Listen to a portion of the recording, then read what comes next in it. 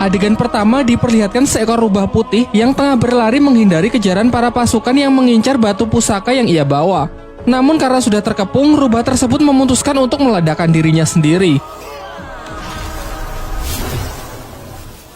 Scene beralih ke sebuah rumah yang memperlihatkan seorang pria bernama Li Xiaowu yang tengah mabuk-mabukan.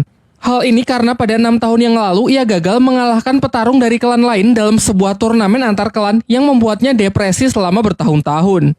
Putranya yang masih kecil bernama Lindong berlari keluar sembari mengingat masa lalu dari sang ayah pada 6 tahun silam. Pada waktu itu, ayahnya bertanding di final turnamen melawan Ling Langtian, seorang petarung yang terkenal sangat kuat dari klannya.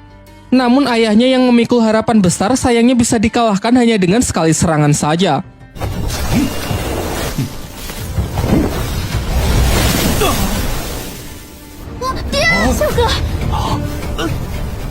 Tak hanya itu, Ling Langtian juga mengambil aura milik ayah Lindong.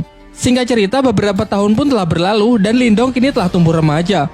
Pada suatu ketika, ia terlibat perkelahian dengan sepupunya yang bernama Ling San bersama teman-temannya yang membuat ia terperosok ke dalam jurang.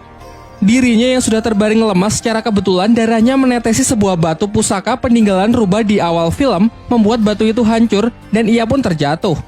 Di dalam gelapnya tempat itu, batu tersebut memancarkan cahaya keemasan yang membuatnya terbangun. Namun saat tersadar ia merasa heran dengan tanda bercahaya yang muncul di telapak tangannya serta luka-lukanya yang sudah sembuh. Saat ia pulang, adiknya yang bernama Qing Tan datang untuk mengajaknya bermain karena tak bisa tidur. Seusai bermain, ia juga langsung pergi. Saat Lindong terlelap tidur, kejadian aneh pun terjadi kembali. Ia bermimpi berada di sebuah dimensi biru gelap yang banyak terdapat pohon bambu. Saat ia masih kebingungan, tiba-tiba ia diserang sosok misterius yang perawakannya sangat mirip dengannya.